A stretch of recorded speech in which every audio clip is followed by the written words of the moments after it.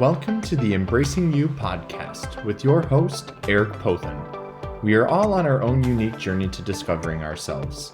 Each episode, I will help you navigate the journey within to reconnect with and discover the innate love you have for yourself. This podcast will cover topics from self-love to eating disorders and body image to mental health and to overall well-being. My goal is to help you honor and embrace yourself so you may live your most authentic life. Let's dive in.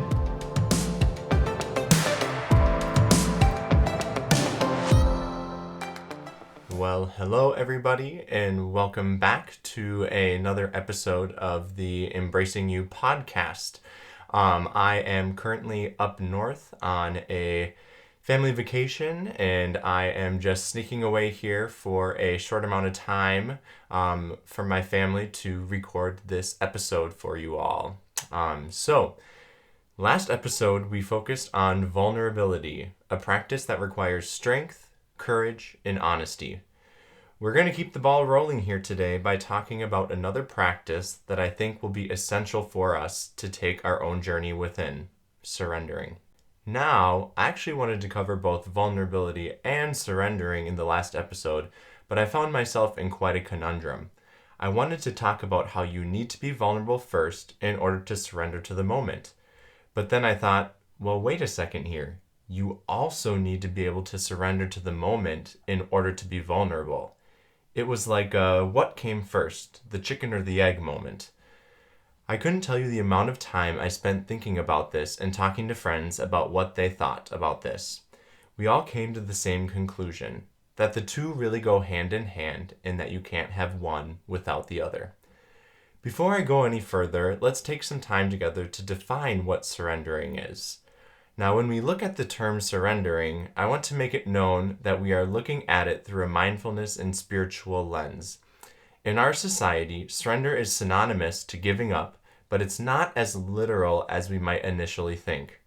I found this definition of surrender in a meditation magazine, and I love how this practice is approached. This magazine defines surrender as letting go of the worries, the physical hold our problems have on us, and our high expectations in exchange for doing our best effort in trusting the process of life itself.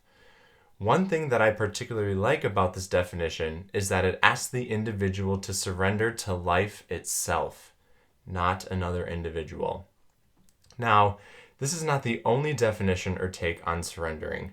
Just like my last episode on vulnerability, I wanted to hear from you on how you would define surrendering. One person defines surrendering as letting go and trusting in a higher source, whether it be the universe, God, or the divine. Another person defines surrendering as letting go, letting it flow. And lastly, one more definition of surrendering that someone shared with me is as follows: letting go of control while hoping, not knowing, that things will turn out for the best. First of all, thank you to those that had responded to those questions I put out there on social media. I'm a strong believer in the idea that our peers can be some of our greatest teachers. Secondly, these are incredibly beautiful definitions, and they can bring about a couple of other beautiful elements of surrendering. As you heard, some people define surrendering as releasing oneself to another person or source, while others talk about surrendering through a lens of letting self-control go and letting things flow and unfold organically. As we move forward with the episode of this podcast, I want to make it known that the definition of surrendering that I use is not the correct or right definition. I deeply honor everyone in how they identify through religion and or spirituality. We are all entitled to our own belief system, and I really want to make sure that I am creating a safe space for all of us to come together free of judgment from others. However, I do believe that no matter the belief system, that the actual practice of the concept remains the same for us all. We are releasing ourselves in order to open ourselves up to life or a higher power. We are releasing control over the present moment and letting ourselves go. Releasing control can be incredibly challenging, especially if you have a strong desire to always have control over the present moment. This has been something that has been incredibly challenging for me in the past and even right now. For me, having control always provides certainty. However, I believe that we can sometimes compromise ourselves when we try to take control of the moment.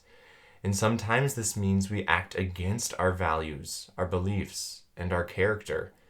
It's almost as if we can lose ourselves in the moment because we care so much about being able to control the outcome. We set the expectation that being in control will always produce the desired outcome. And sometimes this doesn't happen. And it creates distress, disappointment, sadness, anger. The list goes on. Now, I don't want to dig too much deeper into expectations because that will be another episode that we cover. But I just wanted to start to paint a picture for you about how expectations can truly hold us back. Take a moment to think about the last time you tried to control a situation. And you taking control of the situation or moment didn't result in the way that you wanted. How did you feel? What emotions did you experience? The human mind has been conditioned to make sense of everything that enters it. It tries to connect the dots when sometimes the dots aren't meant to be connected. I make this analogy to try and create an image when it comes to surrendering. Let's pretend that you're anxious because you are going to a gathering in which you do not know many people. You begin to create stories in your mind about how terrible the gathering is going to be because you won't know anybody. You worry that your social anxiety will flare up and get in the way of you being able to connect and converse with others that will be there. You even consider not going to the gathering because you don't want to put yourself through that anxiety. Let's pause here and think about the narrative that's going on. Is the inner dialogue that we are having setting us up for success or for failure? Of what service is this mindset giving us? In my opinion, mindset is everything. By allowing yourself to create this narrative, you are placing yourself into a box that will set you up for failure. The fear and worry of what could happen is holding you back from going into the experience with an open mind. We are at the perfect place in our story where we are presented with the option to either choose not to go to the gathering, to go to the gathering with the closed mindset of us being miserable during it, or to go to the gathering and surrender to the unknown of how it might go and what could happen during our time there. Let's talk about the potential outcomes of each of these options. If we choose not to go to the gathering, we let the fear that our mind created win. And that doesn't serve our higher purpose. If we choose to go to the gathering with the mindset of it not going well, we put ourselves in the position that that will most likely happen. It's almost like the self-fulfilling prophecy. What we believe will come true will. And in this instance, I'd like to call it self-sabotaging. Now, the last option we have is to go to the gathering and surrender to the unknown of how it might go and what could happen during our time there. Of course, this is the most challenging option of the three, but it's also the option that will allow for the most amount of growth. Now, you'll hear me say this probably 1,000 times on this podcast, but oh well, and that is that growth takes place outside of our comfort zone. And in this instance, we are stepping outside of our comfort zone by allowing ourselves to step into a space of uncertainty. The human mind doesn't like uncertainty, and if I can be honest, especially my mind. An important thing to remember is that choosing to step into uncertainty requires strength and courage. It requires us to let go of the worries, the physical hold our problems have on us, and the high expectations in exchange for doing our best effort and trusting in the process of life itself. When we can release the expectations that our mind creates around people, things, events, etc., we allow our mind to remain open to the present moment and allow what is meant to be. And when we can approach life in the present moment with an open mind, we are able to live life a little freer and can eliminate a lot of the pressure we put ourselves to be in control. Choosing to be open to the present moment and letting go of control is definitely challenging. And this brings me back to a point I made at the beginning of this episode, that with surrendering comes vulnerability. And when we choose to surrender and lose ourselves in the moment, we open our hearts and our mind to what lies deeper than the thoughts and fears that our minds have actually created. When we venture into the unknown, we release the holds our mind have on us. In these moments of the unknown, we may be confronted with things that require us to dig deeper than just surface level.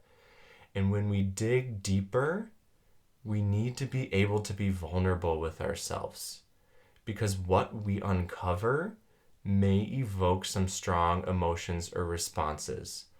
And when we can learn to approach these moments with an open mind, we can respond to them from a more grounded state with love.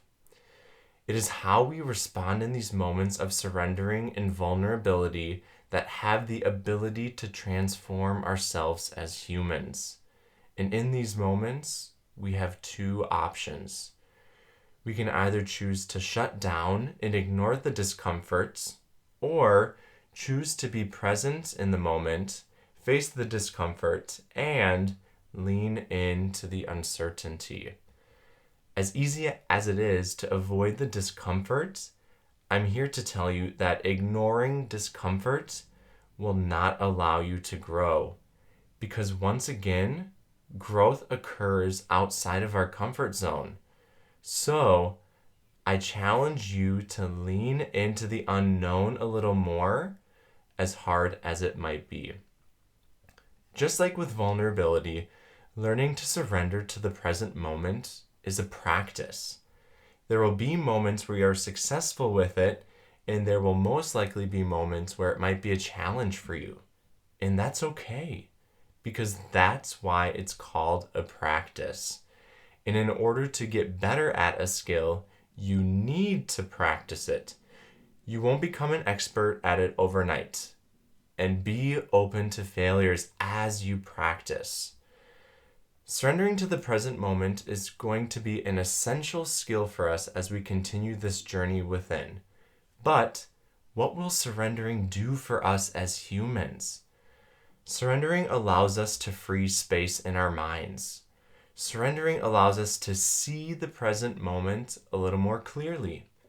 Surrendering allows us to challenge all of the overthinking our minds do and build and strengthen new neural pathways that will serve us better.